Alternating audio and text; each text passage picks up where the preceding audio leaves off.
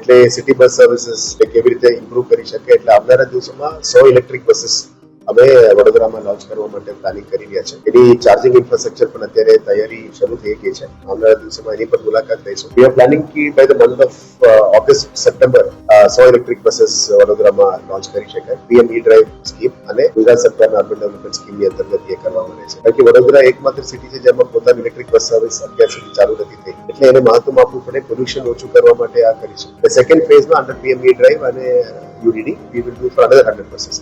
એટલે 100+100 buses electric buses અહીંયા સિટીમાં લાવવાનો પ્રયત્ન કરીએ છીએ. આવનારા દિવસમાં લાસ્ટ માઇલ કનેક્ટિવિટી તરીકે સિટીથી 20 કિલોમીટર બહાર, લાસ્ટ માઇલ કનેક્ટિવિટીમાં અહીંથી વીએમસી થી 20 કિલોમીટર, જે માની લો જીઆઈડીસી વિસ્તાર છે, ત્યાંના લોકો અહીંયા આવીને કામ કરે છે, યા સવારે અહીંયા કામ કરે સાંજે જાય છે, એ લાસ્ટ માઇલ કનેક્ટિવિટી પણ એક્સટેન્ડ કરવાનું અમે પ્લાનિંગ કરી રહ્યા છે. જ્યારે કનેક્ટિવિટી વધે ત્યારે સિટીનો વિકાસ થશે, જ્યારે કનેક્ટિવિટી વધે ત્યારે ત્યાં નવું રોડ્સ બનશે.